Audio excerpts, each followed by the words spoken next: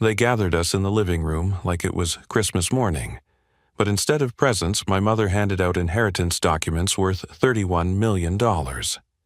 My brother Quincy got the company. My sister Bridget got the lakefront mansion. Even my younger brother Dustin got 3 luxury cars. Then my mother turned to me, and the words that came out of her mouth destroyed everything I believed about my life for 32 years. My name is Roland, and I need to tell you what happened that day because it changed absolutely everything. The people sitting in that room weren't strangers. These were the faces I'd seen every morning at breakfast for decades. My mother Patricia, wearing her signature pearls and that navy dress she saved for important occasions.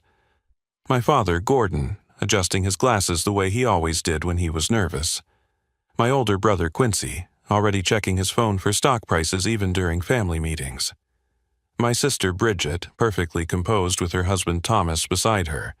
And my younger brother Dustin, who for once wasn't cracking jokes. We'd been summoned to this meeting 3 weeks in advance. "Clear your calendars," Patricia had said in that tone that meant this wasn't a request. "March 15th, 2 o'clock sharp. Your father and I have important family business to discuss." I'd driven up from Milwaukee that morning, leaving my veterinary practice in the capable hands of my staff. The whole drive, I'd been thinking this was about Dad's health. He'd had a minor heart episode 2 months earlier, nothing serious but enough to scare us all. I figured they were finally going to retire, maybe hand over the family pharmaceutical distribution business to Quincy, who'd been basically running it anyway for the past 5 years. The family estate sat on 40 acres in Lake Forest, the kind of old money neighborhood where driveways had names and the houses had been passed down for generations. I'd grown up running through these halls, sliding down the mahogany banister when Patricia wasn't looking, building forts with my siblings in the enormous study where we now sat. "Children," my mother began, and I still remember how the afternoon light caught her pearl necklace as she stood behind my father's chair, her hands resting on the leather like she was posing for a portrait. "Your father's recent health scare has made us realize it's time to secure the family legacy. We've spent considerable time with our attorneys ensuring everything is properly arranged."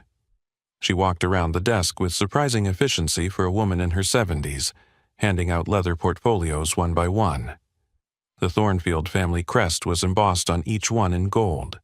Quincy got his first, of course, then Bridget, then Dustin. When she reached me, she hesitated for just a second, and something in her eyes flickered. I thought it was emotion about dividing up the family assets. I was wrong. I watched Quincy open his portfolio first. His eyes went wide, and he actually whistled softly. "Mom, Dad, this is incredibly generous," he said, scanning the documents. "The entire company, are you sure?" Bridget gasped when she opened hers. "The Lake Forest house? But you love this place." "We're keeping the condo in Florida," Gordon said, speaking for the first time since we'd sat down. "At our age, the winters here are getting harder." Dustin kept flipping through pages in disbelief. 3 cars? The Bentley, the Ferrari, and the vintage Mustang? He looked up at our parents. "But Dad, you restored that Mustang yourself." "Time to pass things on to the next generation," Gordon said, but he wasn't looking at any of us. His eyes were fixed on a spot on the wall somewhere behind my head. I opened my portfolio. Inside was a single sheet of paper, a cashier's check for $50,000, and a brief note typed on family letterhead. "For your years with our family." The room went completely silent. I could hear the grandfather clock ticking in the hallway, the same clock that had chimed every hour of my childhood. I read the note 3 times, certain I was missing something. I flipped through the portfolio looking for the other documents, the real inheritance, the explanation that would make this make sense. "I don't understand," I said, and my voice sounded strange, like it was coming from someone else's mouth. "Is there another portfolio? Did someone make a mistake at the lawyer's office?" Patricia's face transformed into something I'd never seen before. In 32 years of calling this woman Mom, of watching her host charity galas and garden club meetings, of seeing her handle every social situation with practiced grace. I'd never seen this expression. It was cold, clinical, like she was delivering a diagnosis to a patient she'd never see again. "Roland," she said, and even the way she said my name was different, stripped of the warmth I'd always heard there. "There's something we should have told you years ago. Something we thought would be kinder to keep from you, but given the circumstances, you need to know the truth." My siblings were all staring at me now. Quincy had set down his portfolio. Bridget's hand had found Thomas's arm. Dustin looked like he wanted to disappear into his chair. "You were adopted when you were 3 months old," Patricia continued, each word deliberate and measured. "Your birth mother was a teenage girl who couldn't keep you. We took you in through a private adoption agency. We gave you everything our biological children had, the best schools, the same opportunities, the same advantages, but legally, the Thornfield family trust is very specific. It states that only blood relatives can inherit the family assets." The grandfather clock chimed 3 times, marking the hour and the exact moment my entire understanding of who I was shattered into pieces.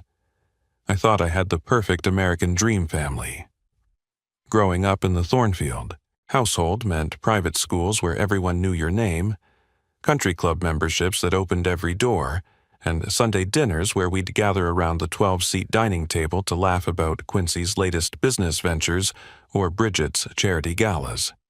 I was Roland Thornfield, the middle child who chose to become a veterinarian instead of joining the family's pharmaceutical distribution empire, and everyone said I was brave for following my own path. My practice in downtown Milwaukee was everything I dreamed it would be. After 6 years of building it from a single-room clinic to a full-service animal hospital, I'd just hired my 10th employee. We were seeing 40 patients a day, sometimes more during emergency hours. The local newspaper had run a feature about us titled "The Vet Who Never Says No," because I'd developed a reputation for treating animals regardless of their owner's ability to pay. My office manager Sandra always shook her head at my bleeding heart, but she'd smile when she said it. "You're too good for this world, Dr. Thornfield," she'd tell me as I stayed late to monitor a rescue dog's recovery, or came in on Sundays to check on surgical patients. "Your parents raised you right." Those words would echo in my mind later, taking on a bitter irony I couldn't have imagined then. But at the time, I wore the Thornfield name with quiet pride. Not the flashy pride that Quincy showed when he closed million-dollar deals, but the steady satisfaction of knowing I was helping creatures who couldn't help themselves while still being part of something larger, something established, something permanent. My girlfriend Melanie understood this about me. She taught kindergarten at a public school in a rough neighborhood, choosing to work where she was needed most rather than at the prestigious private academy that had tried to recruit her. We'd met at a charity fundraiser my mother had organized 2 years earlier. Melanie had been there representing her school, trying to secure funding for new playground equipment. I'd been there because Patricia expected all her children to attend, to present the United Thornfield front that was so important to her. "You're not like the rest of them," Melanie had said on our first real date, after we'd escaped the stuffy fundraiser to get burgers at a local dive. "You've got their polish, but none of their pretension."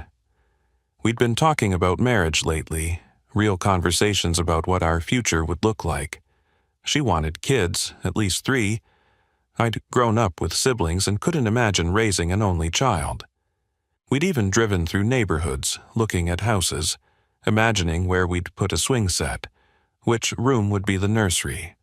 Normal dreams. Simple dreams. True dreams, I thought. Every Friday, I maintained a tradition with my father Gordon. Lunch at his private club, the same table overlooking the golf course, the same waiter who'd been serving him for 20 years. Gordon would order his usual grilled salmon, I'd get the club sandwich, and we'd talk about everything except the family business. "You know, Roland," he'd said just 2 weeks before that fateful family meeting, polishing his glasses in that nervous habit of his, "you've always been different from your siblings. More compassionate, more genuine. It's what makes you special." I'd smiled at that, thinking he meant my career choice, my decision to heal instead of pursuing profit margins and market shares. "Someone in this family has to have a soul, right, Dad?" He'd laughed, but it hadn't reached his eyes. Now I understood why. My mother, Patricia, ran the household like she was still the CEO she'd been before marrying my father. Everything had its place, every tradition had its purpose, every family member had their role to play. She'd call me every Sunday at exactly 7 in the evening, not a minute before or after. "Roland, darling," she'd said during that last call before the meeting, "don't forget about next Saturday. It's important. Your father and I have been planning something special. We want all our children there." All our children. The phrase had seemed so natural then, so obvious. Of course, I was one of her children. I had her stubborn streak, everyone said so. I had my father's thoughtful nature. I remembered learning to ride a bike in the estate's long driveway, Gordon running beside me, Patricia cheering from the front steps. I remembered Christmas mornings when we'd all rush downstairs together, Quincy trying to maintain his older brother dignity, while Bridget and Dustin and I tore into presents like wild animals. I remembered feeling safe, feeling loved, feeling like I belonged to something that would last forever. How wrong I had been about everything that mattered. The special family meeting was scheduled for March 15th, a date that's now burned into my memory like a brand. We all gathered in the mahogany-paneled study of my parents' estate, the same room where Gordon had taught me to play chess when I was 7, where I'd hidden behind the leather sofa during thunderstorms, where we'd taken every family Christmas photo for 3 decades. Quincy had flown in from New York on his company jet, looking every inch the corporate executive in his $3,000 suit. Bridget drove up from Chicago with her husband Thomas, her perfection intact despite the 3-hour drive. Even Dustin had shown up sober and on time, a minor miracle that Patricia noted with an approving nod. "Children," my mother began, standing behind my father's chair with her hands positioned perfectly on the leather. "Your father's recent health scare has made us realize it's time to secure the family legacy." She handed out the leather portfolios with practiced precision. When I opened mine to find only that single check and brief note, the temperature in the room seemed to drop 20 degrees. "I don't understand," I said, my voice barely working.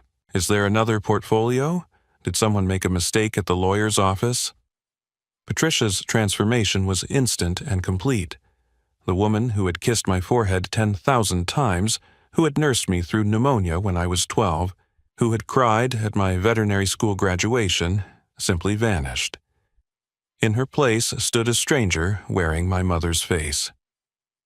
"Roland, there's something we should have told you years ago. You were adopted when you were 3 months old. Your birth mother was a teenage girl who couldn't keep you. We took you in, gave you everything, but legally you're not entitled to the Thornfield estate." The words hit me like physical blows. Adopted, 3 months old, not entitled. Each phrase rewrote 32 years of my life in real time. Gordon finally looked at me, his watery blue eyes barely meeting mine before sliding away. "We did care for you, son, but the family trust specifically states blood relatives only. The lawyers were very clear about this when we had everything reviewed." "You're telling me this now?" My voice was rising, cracking like a teenager's. "After 32 years, you're telling me this now?" Quincy cleared his throat, shifting uncomfortably in his chair. "Mom, Dad, this is insane. Roland's our brother. He's always been our brother." "Not by blood," Patricia said sharply, her tone slicing through Quincy's protest. "You were never really one of us, Roland. We gave you a good life, the best education, opportunities most people dream of. That check should help you transition to your new reality." Transition. Like I was changing jobs or moving apartments, not having my entire identity ripped away. Bridget was crying now, silent tears streaming down her perfectly made-up face. "This is cruel," she whispered. This is so unnecessarily cruel." Thomas put his arm around her, but his expression was carefully neutral. He'd known, I realized. The son-in-law had known what the son had never been told. "You knew?" I asked them all, my gaze moving from face to face. "You all knew." Patricia's chin lifted slightly, that gesture I'd seen 1,000 times when she was about to deliver an unpleasant truth at a board meeting. "We found out when Quincy turned 18. The lawyers insisted he know, as the eldest and eventual heir to the company. We told Bridget when she got engaged to Thomas, for legal reasons regarding her trust fund. Dustin learned when he turned 21. We made them promise not to tell," Gordon added weakly. "We thought it would be kinder. You were happy. Why destroy that?" "Kinder?" The word came out as almost a laugh. "You thought lying to me my entire life was kinder?" Dustin finally spoke, his voice rough. "This is messed up. Roland saved my life when I was drowning in the pool. He taught me to drive. He covered for me when I crashed Dad's Mercedes. Blood doesn't make someone family." "The law disagrees," Patricia said coolly. "And $50,000 is more than generous, considering we had no legal obligation to give you anything at all." I stood there, my hands shaking, watching my entire past rewrite itself. Every family vacation where I'd wondered why I looked different in the photos. Every time Patricia introduced her children and hesitated microscopically before my name. Every family friend who'd commented that I must take after some distant relative because I looked nothing like my siblings. "Get out," I said quietly. "I beg your pardon?" Patricia's eyebrows rose. I said get out. This is my family home too, or it was until 5 minutes ago. I deserve 5 minutes to process that my entire life has been a lie, so get out. All of you now." They filed out slowly, Quincy squeezing my shoulder as he passed, Bridget sobbing openly, Dustin muttering curses under his breath. Gordon paused at the door. "We did love you," he said quietly. "That was never a lie." I didn't respond. I couldn't. I stood alone in that study, surrounded by portraits of Thornfield ancestors who weren't my ancestors, success stories that weren't my legacy, a family tree I'd just been pruned from with surgical precision. I left that house without saying goodbye, walking past the portraits of Thornfield ancestors in the hallway, past the marks on the kitchen doorframe where Patricia had measured our heights every birthday, past the piano where I'd learned to play Chopin badly. My car knew the way home to Milwaukee, which was good because I couldn't see through the tears that finally came, violent and unstoppable, somewhere around the county line. Melanie was grading papers when I walked into our apartment. She took one look at my face and dropped her red pen. "Roland, what happened? Is it your dad? Did something happen to Gordon?" "They're not my parents," I said, the words feeling foreign in my mouth. "I'm adopted. They've known my whole life. My siblings have known for years. Everyone knew except me." She held me as I sobbed that night, the kind of crying that comes from your soul being ripped apart, the kind that leaves you empty and hollow when it's done. "You're still you," she whispered into my hair as we lay tangled on our bed. "You're still the man who saves animals, who volunteers at the shelter every Saturday, who makes me laugh every morning. They didn't give you that. That's all you." "But who am I?" I asked the ceiling at 3 a.m. "If I'm not Roland Thornfield, who the hell am I?" "You're the man I love," Melanie said firmly. "Everything else is just details." The next morning, rage replaced grief. It came on suddenly while I was making coffee, looking at my veterinary school diploma hanging on the wall. Roland Thornfield, Doctor of Veterinary Medicine. Even my education was stamped with their name, their lie. If the Thornfields could hide this from me for 32 years, what else were they hiding? Who were my biological parents? Why did they give me up? Did they ever think about me? Were they alive? Did I have other siblings somewhere? Real ones who shared my DNA and maybe my stubborn chin, or my weird ability to memorize phone numbers? "I need to find them," I told Melanie over breakfast. My birth parents. I need to know who I really am. She reached across our small kitchen table and took my hand. Then we'll find them, whatever it takes. I found Chester Pike through the most unlikely source, Mrs. Kowalski, whose diabetic cat I'd been treating for 2 years. She mentioned her brother had been missing for 30 years until a private investigator named Chester Pike found him living in Portland under a different name. Chester's office was above a Chinese restaurant on the south side of Milwaukee, up 2 flights of stairs that creaked with every step. The man himself was 70 years old, built like an old linebacker, with sharp eyes that seemed to catalog everything about you in a single glance. Birth parent searches can be tough, Chester warned, his gravelly voice softened by what seemed like genuine sympathy. Sometimes the records are sealed so tight even I can't crack them. Sometimes the people you find don't want to be found. Sometimes the truth hurts more than not knowing. I need to know, I told him, placing his retainer fee on his cluttered desk. My biological parents could be anyone. They could be nobody. They could be dead. But they're my truth, and I have a right to that truth. Chester studied me for a long moment, then pocketed the cash. $200 a day plus expenses. I'll need everything you know, which probably isn't much, and access to any family records you can get your hands on. I have nothing. They told me 3 days ago, said my birth mother was a teenage girl who couldn't keep me, but that could be another lie. Adopted when? When I was 3 months old, December 1992, so I would have been born in September. Chester made notes in a battered notebook. Private adoption. They said they used a private agency. Those are actually easier sometimes. Private agencies mean lawyers, and lawyers mean paper trails. Your adoptive parents used local counsel? Jerome Blackstone in Philadelphia. He handled all their legal work back then. Chester's eyebrows rose. Blackstone? He's still practicing, though he must be pushing 80. That's our starting point.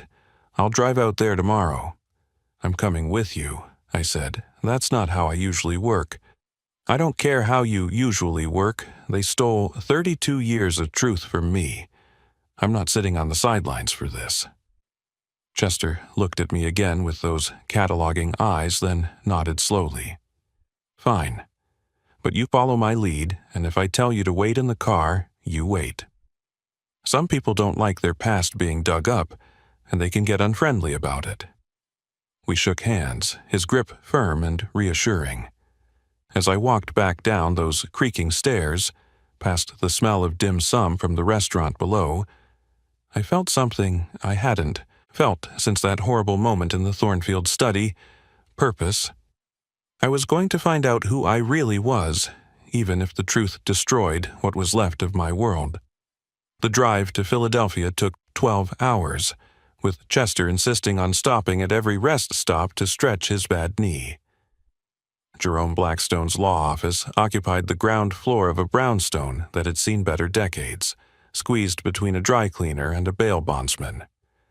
The receptionist, who looked almost as old as Blackstone himself, seemed surprised anyone wanted to see him. He doesn't take new clients anymore, she said, peering at us over reading glasses held together with tape. We're not clients, Chester said, sliding his investigator's license across her desk. We're here about an adoption he handled in 1992. Blackstone was 80 if he was a day, thin as paper, with age spots covering hands that shook slightly as he reviewed Chester's credentials. His office smelled like old books and older cigars, despite the no smoking sign prominently displayed. The Thornfield adoption, he said after Chester explained why we were there. His voice was surprisingly strong for such a frail-looking man. I remember it. Private adoption. Very quiet, very quick. The adoptive parents were quite insistent on discretion. We need the birth parents' names, I said, leaning forward in my chair. Blackstone studied me with rheumy eyes. You're the baby. I'm 32 years old. You're still the baby to me. I handled that adoption myself. The birth mother was very specific about her requirements. The adoptive family had to have money, had to have other children, had to agree to a closed adoption with no contact ever. But you have records, Chester pressed. You know who she was. Blackstone was quiet for so long I thought he might have fallen asleep with his eyes open. Then he stood, moving to an ancient filing cabinet that looked like it belonged in a museum. I kept everything, he said, pulling out a thick folder. Never throw anything away, that's what my father taught me. You never know when the past will come calling. He laid the folder on his desk and opened it carefully, as if it might crumble to dust. Baby boy, born September 3rd, 1992, at Jefferson Hospital. Mother's name was Penelope. Just Penelope on the surrender documents, but I did my due diligence. He pulled out another paper. Penelope Vance, age 19. Father unknown on the birth certificate, but there were cash payments. Significant cash payments. Someone wanted this handled quietly and quickly. Cash? Chester's investigator instincts kicked in. How much cash? $50,000 in 1992, enough to cover all expenses and then some. The bills were sequential, which always struck me as odd, like they came straight from a bank withdrawal, not someone's savings. Do you have an address for Penelope Vance? I asked, my heart hammering. I have what I had then. She listed a Philadelphia address, but she was only there for 3 months after the birth. Then she vanished. The Christmas card I sent that year came back marked, "No longer at this address." Chester was taking photos of every document with his phone. Mind if we take copies? Take the whole file, Blackstone said, pushing it toward us. I'm retiring next month, shutting down the practice. Consider it completing the circle. 2 weeks later, my phone rang while I was in the middle of surgery, removing a tumor from a golden retriever. My assistant held it up so I could see Chester's name on the screen. Tell him I'll call him back, I said, focusing on the delicate work. He says it's urgent, she said. He says you need to hear this now. I had her put it on speaker, my hand still working steadily despite the adrenaline suddenly coursing through me. Chester, I'm in surgery, what is it? Roland, you need to sit down. I'm literally holding a scalpel. What did you find? I found your birth mother, Penelope Vance. She died 5 years ago from breast cancer, but Roland, she left something. A letter with a law firm in New York to be given to you if you ever came looking. My hands paused for just a second. What does it say? Your biological father, Roland. Your father is Mitchell Cray. The forceps slipped from my hand, clattering on the surgical tray. My assistant looked at me with alarm, but I couldn't speak. The name echoed in my head like a bell tolling. Mitchell Cray. The Mitchell Cray who owned Cray Industries, one of the biggest logistics and shipping companies in America. The billionaire whose face graced Forbes magazine every year. The man whose eldest son, Mitchell Jr., had just announced his run for Senate, whose family was American royalty in everything but name. Chester kept talking through the speaker, his voice filling the surgical suite. The letter explains everything. Penelope was 19, working as an intern at his company. They had an affair. When she got pregnant, he paid her to disappear, to give you up. But she kept track of where you went. She knew the Thornfields had you. Does he know about me? I managed to ask, my professionalism somehow keeping my hand steady as I resumed the surgery. That's the thing, Roland. According to Penelope's letter, he does. He's always known. And get this, Thornfield Pharmaceuticals' biggest distribution contract. It's with Cray Industries. Has been for 20 years. The same year you turned 12, when you'd have started asking real questions about family resemblance. The meeting with Mitchell Cray was set for the following Tuesday at his corporate headquarters in Chicago, a glass and steel tower that scraped the clouds. I sat across from him in his top-floor office, the city sprawling beneath us like a kingdom, and saw my own face reflected back at me 30 years into the future. Same green eyes, same stubborn chin, same way of drumming fingers on the desk when thinking. Your mother was special, he said quietly, his voice carrying a weight of old regret. I was 28, married, running the company my father built, and completely stupid. When Penelope told me about you, I panicked. I thought money could make it disappear, make it clean, make it like it never happened. Instead, you've been watching me my whole life, I said, the pieces finally clicking together. The Thornfields needed a distribution contract to stay afloat in the late 90s. I needed to know you were okay. It seemed like a perfect arrangement. They got their contract. I got quarterly updates about your life disguised as business meetings with Gordon. So, you bought my exile? I said, the anger rising again. When Patricia wanted me out, you paid them to destroy my life. Mitchell's jaw tightened, the same way mine did when I was defensive. Patricia got greedy 6 months ago. She knew who you really were, figured it out from some old photographs at a business dinner. She threatened to go public about you unless I helped them financially and ensured you'd never have a legal claim to either family's fortune. She was going to destroy my son's political career, my family's reputation, everything we'd built. So you chose them over me, again. No, Mitchell said firmly, standing up and moving to the window. I chose to protect all of my family, including you. The veterinary practice you started? Who do you think your anonymous angel investor was? That scholarship to veterinary school that appeared just when you needed it? The sudden availability of that perfect building for your clinic at below-market rent? The mysterious benefactor who covers the bills for every animal whose owner can't pay? My world tilted again. Every piece of luck I'd thought I'd earned, every break I'd gotten, had been him pulling strings from the shadows. I don't need your protection anymore, I told him, standing to face my father for the first time, but I won't be anyone's secret anymore. Your other children deserve to know they have a brother. Your wife deserves the truth. Mitchell aged 10 years in that moment. My son's political career will be destroyed. The scandal will ruin everything. Then it ruins everything. I've spent 32 years living a lie. I won't spend another day doing it. We reached a compromise that surprised us both. I wouldn't go public, but Mitchell would acknowledge me privately to his family. His wife, Rebecca, remarkably, already suspected something.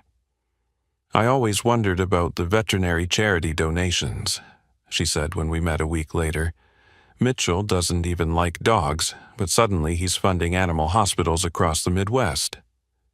My half-siblings took it differently. Mitchell Jr. was furious at first, then curious, then oddly protective. If this gets out, we control the narrative, he said, already thinking like the politician he was becoming. Long-lost brother reunited with family. American dream story. The twins, Sarah and Samuel, both 25, were fascinated. We always wanted an older brother, Sarah said. Mitchell Jr. doesn't count because he's boring. The youngest, Catherine, just 21, simply hugged me. Does this mean you can teach me how to drive? Because everyone else in this family is terrible at it. As for the Thornfields, their company went bankrupt 6 months later when Cray Industries pulled their contracts. Patricia called me once, crying about how I destroyed them. You destroyed us first, I said. You had 32 years to tell me the truth. You chose greed instead. Quincy, Bridget, and Dustin reached out separately. We're rebuilding slowly. They're still my siblings in every way that matters, even if Patricia's poison tried to destroy that. Dustin lives with me now, getting sober, working at my clinic, learning that family isn't about blood or money or names on trust funds. But the real gift came when I met Eleanor Cray, Mitchell's mother, my grandmother, 93 years old and sharp as a surgical scalpel. I always wanted another grandson, she said, patting my hand with fingers that felt like birch bark, especially one who saves animals instead of shipping boxes around the world. You get your kindness from Penelope. I met her once, you know, before you were born. She had the gentlest soul, just like you. My practice is thriving.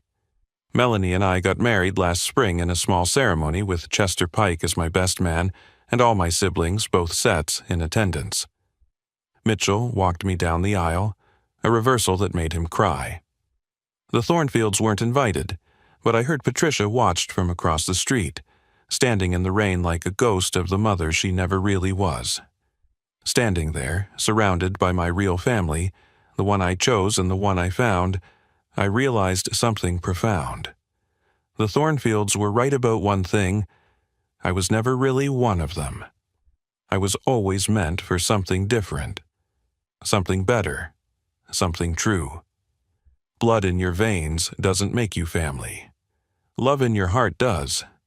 Sometimes losing everything you thought you were is the only way to discover who you really are. The $50,000 check from the Thornfields? I framed it, never cashed it. It hangs in my office next to a photo of me at 3 months old, under a small plaque that reads, "The price of truth is always worth more than the cost of lies." My name is Roland Cray now. I legally changed it last month. Not because I wanted Mitchell's fortune, but because I wanted my truth. The Thornfields sent a cease and desist letter about using their name anyway, which my half-brother's law firm gleefully responded to with a picture of my new driver's license. If you've made it this far in my story, you know that family isn't about DNA or inheritance or whose name you carry.